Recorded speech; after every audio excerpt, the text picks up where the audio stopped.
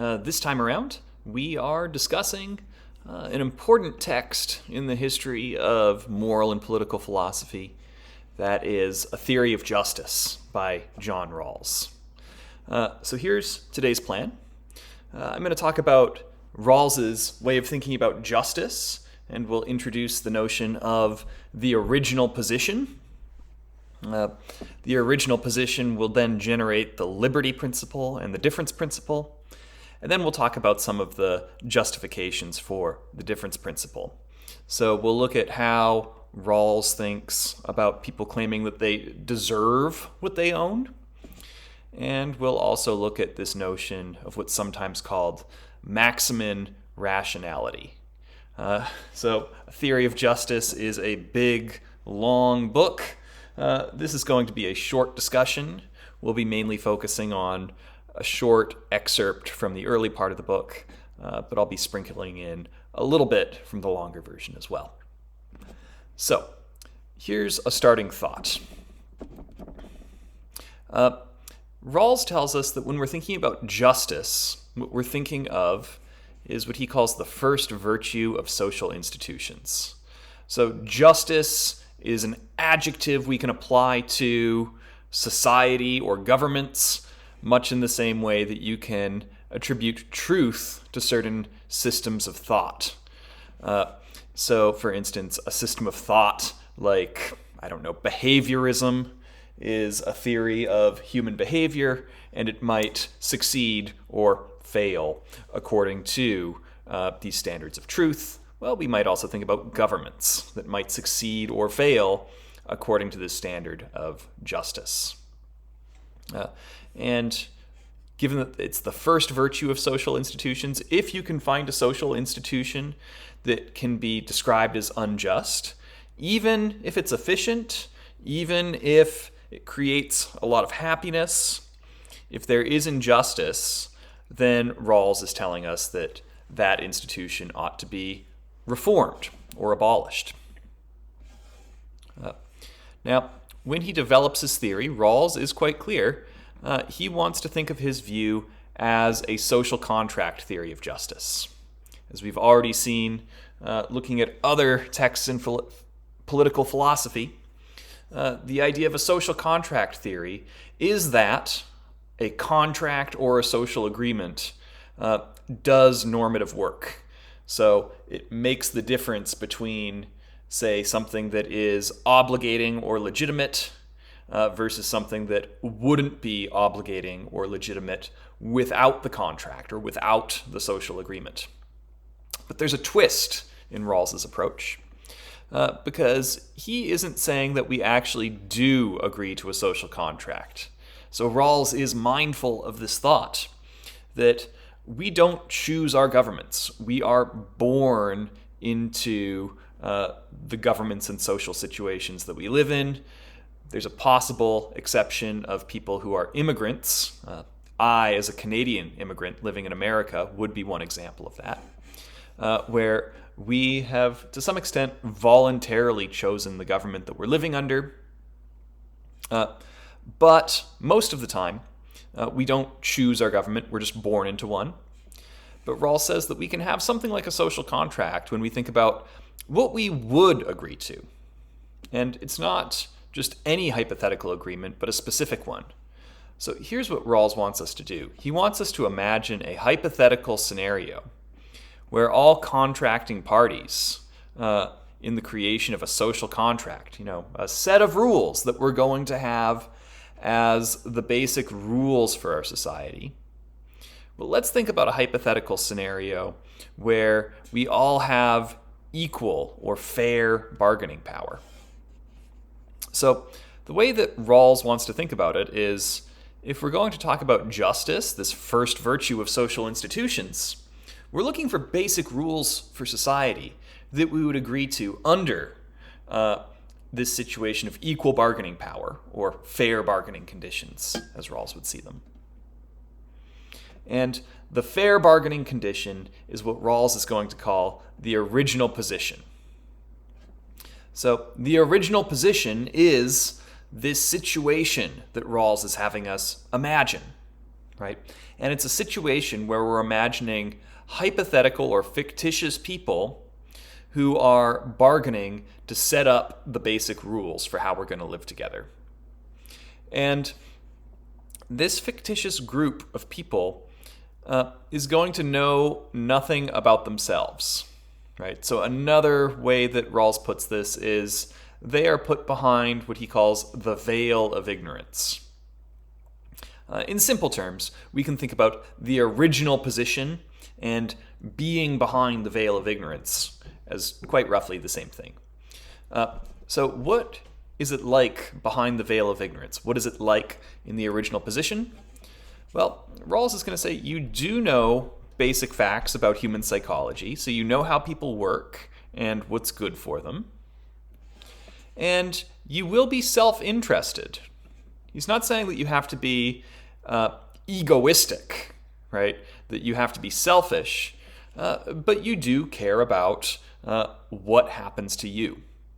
And in this way, you're going to hope that you wind up in a society that is a society that's going to be good for you. Now, here's the interesting things. You know that you're going to have some values when you leave the original position, when the veil of ignorance is lifted. But here's Rawls's idea. You won't know which values that you will have, right? And he's also going to say you won't know your age or what generation you're going to be a part of. He says you won't know your economic status. So you don't know if you are going to be born into a situation with a lot of privilege or very little privilege. You don't know what your religious beliefs will be. So you might be Christian, you might be Jewish, you might be Muslim, you might be an atheist, you might be a Buddhist, right? You just know that you will have some religious outlook. Moreover, you don't know your sex or gender. You don't know your personality type, so you don't know if you're going to be risk-taking or risk-averse. And you don't know what social position you might end up in. So, you might wind up being a janitor, you might wind up being a congressman, right? So in these cases, we might think that there are a lot of ways that you could end up when we're bargaining behind the veil of ignorance for rules for how we're going to live together. You know that you're going to be somebody, but you don't know who yet. Now, here's the idea. Why would we think about these almost shadowy, hypothetical people who are bargaining with self-interest, but they don't know what their interests are? Well, Rawls says that the extent of this ignorance is going to ensure that we're going to agree to fair principles. And here's his thought. He says, since no one knows the features that distinguish her from anyone else, everyone will be negotiating from an impartial perspective, right? And we might realize that there can be certain bargaining scenarios or certain strategies for working out a plan that are going to generate fairness. Here's an example that may have emerged in your own life. Let's say, it's after Thanksgiving. Pardon my ability to draw circles is not very good. But let's say there is some pie left.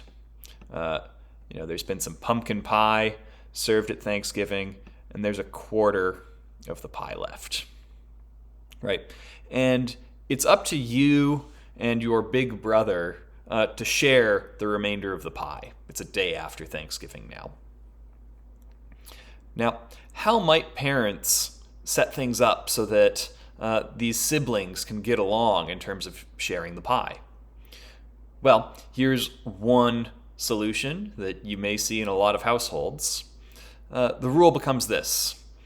Sibling A will make a cut to the pie, and sibling B will get to choose which of the pie halves they're going to take. So we can imagine that if sibling A, the cutter, cuts the pie right there, well, if they know that their other sibling, so A is the cutter, B is going to be the chooser, B is going to take this big portion right here. right? But if A were to take the approach that had us, for instance, on the wedge, let's say they tried to get things as close to 50% as they possibly could.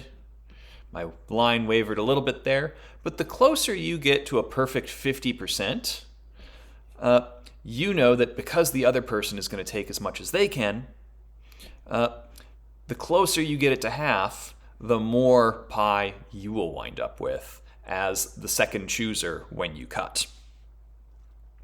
The idea here is that a certain bargaining scenario or a certain setup for how we're going to share things is going to generate a fair result among two self-interested parties, right? And Rawls is on board with a similar line of thought.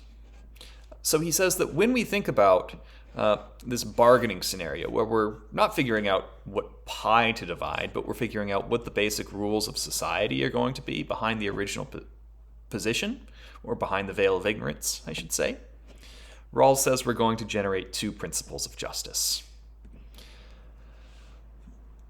And, his question here is like, look, if we start to generate rules for society, which ones would we agree to if we didn't know what our place in society was going to be? Well, he gives us two suggestions. The first one is this. He says that one thing that would be just about the worst thing is if you wound up in a position in society where you were part of an oppressed group. So for instance, we might imagine a situation where there is one religious minority, and that religious minority is bullied, harassed, maybe unfairly treated within government systems, or in really worst case scenarios, they might be killed, right? Now, in those situations, we might think that that sort of oppression would be an awful thing. So here's a line of thought that we might come up with behind the veil of ignorance. Nobody gets to oppress anybody, right? And Rawls is going to say this. This means that each person should be given an equal right to the most extensive liberties compatible with similar liberties for all. So his line of thought is, let's give everybody as much freedom of speech as we can, as much freedom of conscience, give them property rights, right? So allow them to control their goods and resources once they take possession of them. And religion. So again, we would want to have extensive religious liberties for all, and that's going to mean that, a particular, even small minority religion that is disliked by others, the equal liberty principle says we are going to forbid oppression of minority groups by the rest of society. So that's our equal liberty principle. Second principle we get is what Rawls calls the difference principle.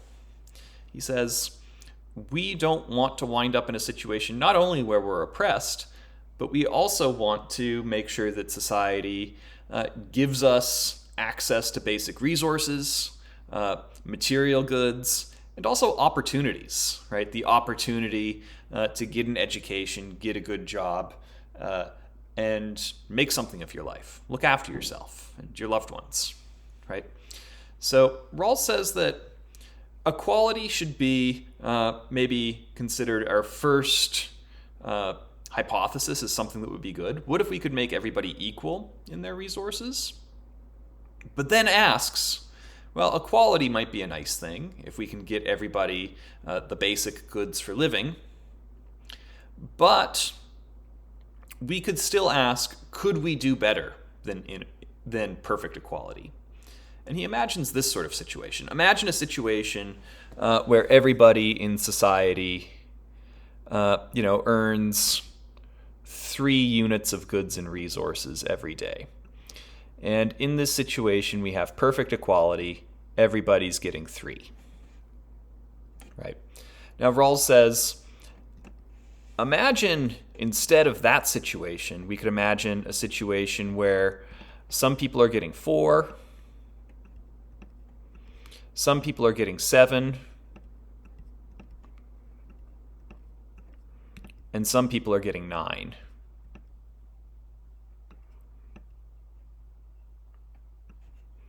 Right? Now, here's what Rawls has us consider. If you're behind the veil of ignorance, you might see the value in a situation or society where everybody has the same resources and maybe all the same opportunities. But we can imagine, look, you're just going to do better, no matter what position you wind up in this second scenario. So we can call this scenario A. Scenario B, your worst case scenario is to get 33% more than you would ever get in A. And moreover, you have a 5 out of 7 chance of doubling and more, right? You have, a 3 out of 7 chance of tripling.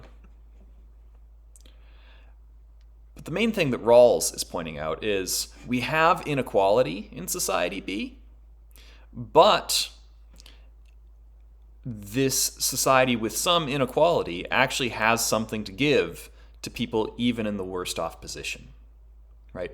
So here's what Rawls is going to say. Here's the official statement of this principle, which is called the difference principle. It says that social and economic inequalities should be arranged so that they are both A, to the greatest benefit of the least advantaged persons. So of course, if we could come up with a third scenario, C, where the resources for the least advantaged would be a 5 or a 6 or a 7, well, we should choose the one with the highest worst case scenario, right? So we would want to make sure that the least advantaged are most benefited. And we would also say that to the extent that there is a worst case scenario,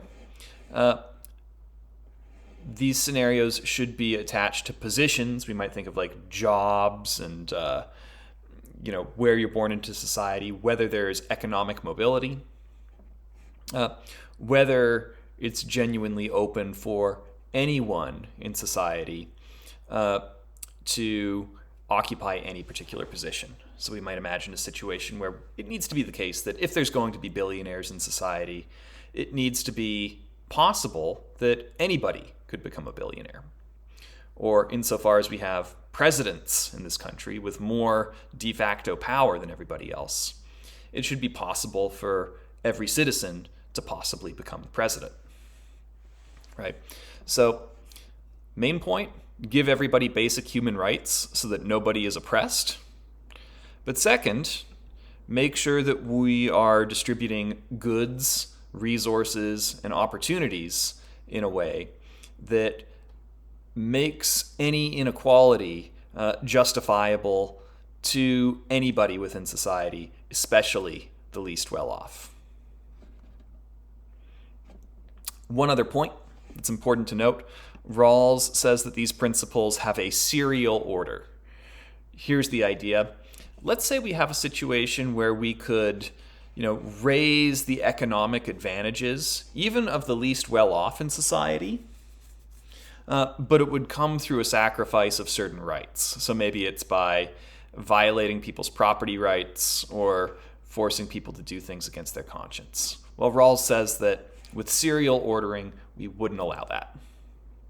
So he says that basic liberties can't be sacrificed for the sake of material goods, even material goods that could be distributed in a way that would satisfy the difference principle. Now, last time around, we looked at the Wilt-Chamberlain argument against wealth redistribution from Robert Nozick. We'll remember that Nozick said, basically, Chamberlain is entitled to his salary because he was voluntarily transferred his salary. And if we wanted to aim for perfect inequality, or if we wanted to aim for perfect equality, or a perfectly patterned principle where everybody gets exactly what is deserved according to merit, well, we would find a situation where after Chamberlain gets paid, his money would just have to be redistributed right back to the people who justly had that money in the first place, right? But I think that we've got a different question in the case of Rawls. So we could ask about Wilt Chamberlain's salary. Does the advantage that's given to Chamberlain, does it satisfy the difference principle? So we can ask, imagine the least well-off in society. Does giving Wilt an extra $250,000 a year on his contract do something for the least well-off in society? Well, we might try to make some arguments. Maybe it does something for the least well-off in society insofar as it gives them entertainment through sport. Or we might notice that maybe those sorts of inequalities could do something positive for the economy, right? And we might also ask the question, is a smaller difference, so is a smaller additional bit of income for Chamberlain possible for getting the same improvements?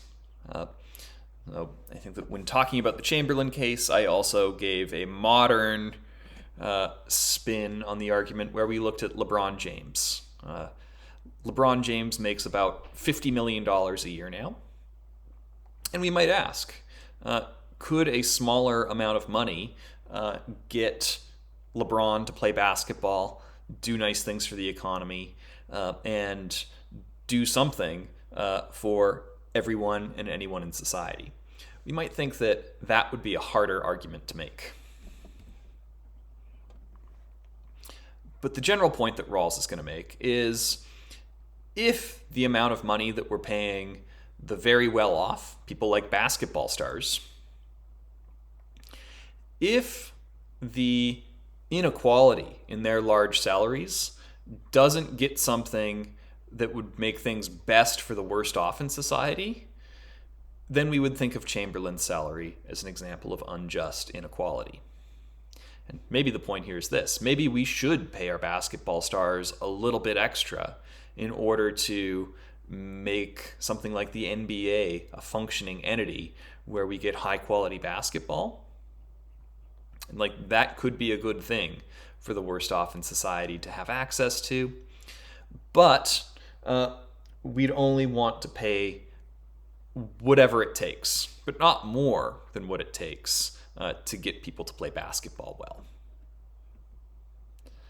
Now, Nozick objected to wealth redistribution largely on the grounds that it would involve massive continual interference, right?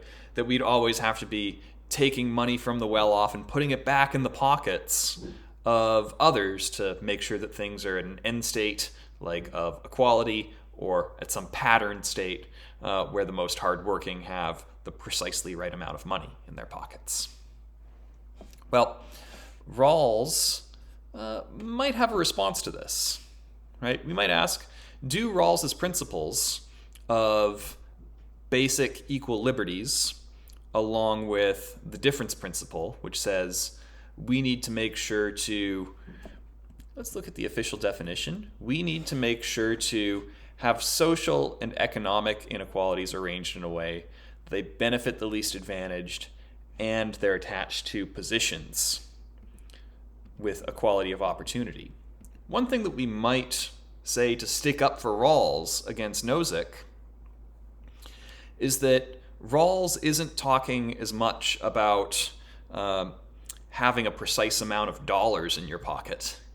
Instead, he's talking about certain positions in society, certain opportunities within society, and advantages that you can't necessarily spend, right? So we might think of access to a high-quality education might be thought of as something that you should be entitled access to under Rawls's theory, but which isn't something that we have to continually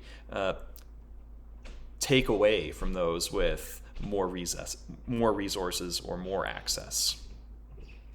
Now, here's an objection that Rawls is mindful of and has something to say to, and I think that it's an important objection because Rawls is arguing that we need to have a society compared to the one that we're actually living in, which probably has more equality than it actually has. We need to take some goods and resources from those with a lot of resources and opportunities and give some of those resources in ways that are going to increase the opportunities and economic advantages of those in the least well-off part in society.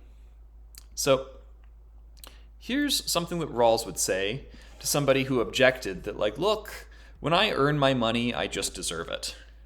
And the government has no right to take my hard-earned money, which came through my own labor and my own effort and my own ingenuity, to take it away and to help out some other person, no matter how unfortunate they are. Fact of the matter is, this objection states, I deserve what I've earned. Now, in chapter 17 of Theory of Justice, Rawls says something interesting. He says that nobody deserves their greater natural capacity, nor merits a more favorable starting place in society. Think about the sports star. We could think of somebody like LeBron James having certain genetic gifts that make him well suited for playing basketball, right? He has the genetics that give him good muscle mass, good endurance. He's tall enough to play basketball. Whereas other people just don't happen to be born with the kind of body that suits them for being a basketball star who can earn $50 million a year. For one thing, half the population is born female, and women, even if they're really good and hardworking and learn how to play basketball great, they're not going to make $50 million a year, right? And there are some people who are just born short, right? So no matter how much effort somebody like Danny DeVito puts in, he's just going to be too short to play in the NBA, right? And in this way, Rawls is going to say a lot of our success in society is more a matter of luck than it is a matter of sheer raw talent on a level playing field, right? And in this way, he's going to say what you earn is largely an effect of things that you don't necessarily deserve. We don't just have to talk about athletic ability. We could also talk about things like intelligence, aptitude with solving certain kinds of problems, right? Rawls is going to tell us that not only is it a matter of rational bargaining behind the veil of ignorance, but he's going to say that part of what leads us to the difference principle that says that we want to make the worst off as well off as we can is because we want to make sure that nobody's gaining or losing too much from their arbitrary place in the distribution of natural assets or his original position in society without giving or receiving compensating advantages in return. So this is a way of saying, look, different people are going to be given different starting points in society, but if we are into the idea of reciprocity, right, one thing is like we're all going to look out for each other, and that means that if somebody is born with less advantage, we're going to make that up to them by compensating certain lacks of advantage with further support. Rawls continues. It is incorrect that individuals with greater natural endowments and the superior character that has made their development possible have a right to a cooperative scheme that enables them to obtain even further benefits that don't contribute to the advantage of others. This is a really interesting point. So, some people might say, I should be able to keep all the goods that I work for because those trace back to me, right? My successes are my own. Well, Rawls is pointing out, first of all, you didn't get to choose or earn being born with certain natural capacities and natural endowments, right? He says, furthermore, why should we set society up to give even more benefits and even more advantages to people who are already advantaged with so many natural gifts? So he says that we deserve the superior character that enables us to make the effort to cultivate our abilities is also problematic. Of course, whether you are able to exert effort is even largely a matter of your social situation, whether you had opportunities to work on yourself rather than just work for a paycheck. And we might also say that, look, you don't get to choose who your parents are, and you don't get to choose who your teachers are. So you can't claim credit. You don't deserve having great parents and great teachers when you get those things and they help you to succeed. So in this way, Rawls is saying, in a big way, that a particular person is successful can be explained in terms of their starting opportunities. So just think of the fact that all the people in the history of the United States who have become president have never had genuine difficulties in accessing a good education, right? And who have had supportive families and teachers along the way. And if we take that point, then we might realize that, look, those are benefits that certain advantaged people within our society have, which have helped them to succeed.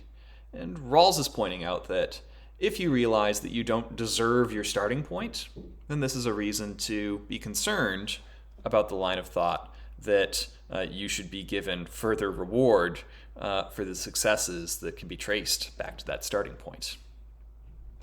A last remark on this note. Rawls tells us we may reject the contention that the ordering of institutions is always defective because the distribution of natural talents and the contingencies of social circumstance are unjust, and that injustice must inevitably carry over to human arrangements. What's Rawls saying here? It seems to me that Rawls is saying there are people out there, we're going to disagree with them ultimately, he says, who say, well, we shouldn't try to aim for something closer to equality because inequality will always exist, right?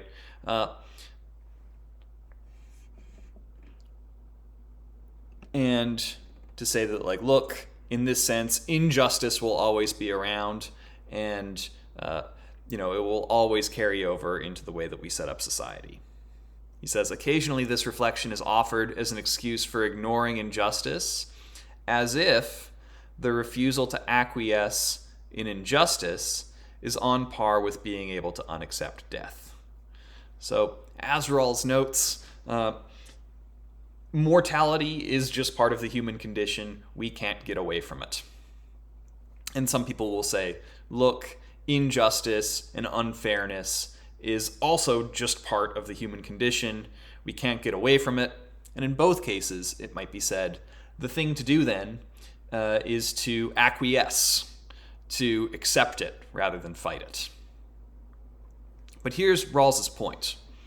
He says the natural distribution is neither just nor unjust, right? So it's not an injustice in and of itself that I was born with a body that will never be suited to win Olympic swimming championships, but Michael Phelps was born with a body that's very well suited to win Olympic swimming championships, right? He says this difference in natural distributions is neither in and of itself just nor unjust. Nor is it unjust that persons are born into society at some particular position. So it's not an injustice in and of itself, that I was born, right? And that I was born in Canada, a country with, basic human rights, whereas other people are born in countries that don't respect human rights. I was born to parents who had a good education and who offered me many opportunities throughout my life. It's true that there are other people who are born to parents who haven't had access to a high-quality education and who aren't able to offer as many benefits to their children. But the fact of who gets born when and where isn't in and of itself an injustice. Rawls says these are simply natural facts. But he's going to say, what is just and unjust is the way that institutions deal with these facts, right? So we might think about the fact that we can deal with the fact that some people will be born into a situation where their parents are less able to give them every opportunity. We might then think, well, how could we as a society do something for people born with less advantage? Well, it might be giving them access to a high-quality free education, right? It might mean making sure that society is set up so that parents, even without a lot of money and even without a lot of education of their own, can do everything that they can to support and nurture the next generation, right? So again, Rawls is saying that we do have a choice about how to deal with inequality, and injustice is something that we can deal with because injustice isn't just nature. It's not an inevitability like death. Injustice is something that we can deal with and fight against. One last line of thought, and then we'll wrap up. Why does Rawls choose the difference principle, right? The principle that says when we're figuring out which structure for society to choose, we should look at the one with the best economic and opportunity set for the least advantaged. Other people might say, well, shouldn't we just choose the one with the best average set of opportunities, or the most resources in sum total, right? Just like think of all the hypothetical societies that we could create and then just go for the one with the highest GDP. Well, Rawls says that this doesn't capture the kind of reasoning situation that we would find ourselves in, and it would be off target for what we'd bargain for in the original position, that fair bargaining condition. He says that the reasoning that gets us to both the difference principle and the principle of equal liberties is what he calls the Maximin rule. And the Maximin rule has its idea built right into its name. It says that you should maximize the minimum. So maxi for maximize, min for maximize your minimum for a choice under uncertainty. So it says, survey all the options that you have, so consider society A and B and C and D, and determine what the worst case scenario is in each of them. And then under uncertainty, it makes the most sense to pick the best of the worst case scenarios. Right? And the line of thought here is that we would be doing something that's strategically wise to make the worst case as good as we can. And this is why he thinks that by being risk averse and by making sure that we can get the best benefit for the worst case scenario is going to be a rational thing to do when you don't know what position you're going to wind up in. And he does stipulate a few things. He says that this sort of Maximin approach applies in specific situations, right? So he says that probabilities aren't in play. So he wouldn't, for instance, imagine a society where there are 1 billion people and 99% of them are billionaires and 1% of them have nothing, right? Now, we might say that, on average, that's going to get us really close to $1 billion, but he's going to say that, we're not playing a probabilities game here, right? We're not trying to figure out, for instance, what is the number of people making X number of dollars in a percentage, such that we can figure out whether we want to take the gamble of winding up in a disadvantaged place in society because we've created a whole bunch of advantages that we're gambling for. He says that's not the kind of situation that we're in, because really what we're looking at is the basic structure of the different sorts of positions that you wind up in, but we're not talking about having X number of people making this number of dollars. He also says that it's going to be in situations where gains beyond the minimum are unimportant. Here we might notice that there could be a situation where you really need $1 million to save your life, right? And if you really need $1 million to save your life, you might opt for the situation where you're going to either end up with $0 or $1 million versus the situation where you're definitely going to wind up with $500,000, but no more than $500,000, right? So Rawls is going to say that we want to have a situation where the minimum is enough, and in the way that the minimum is enough, then you won't start gambling to try to lower the minimum in order to get more maximum. Basically, we don't want to do this probability game, and we aren't trying to think of a situation where we're making a bet, right? And he also says, look, sometimes we're going to rule out certain situations where the rejected options involve unacceptable consequences, right? So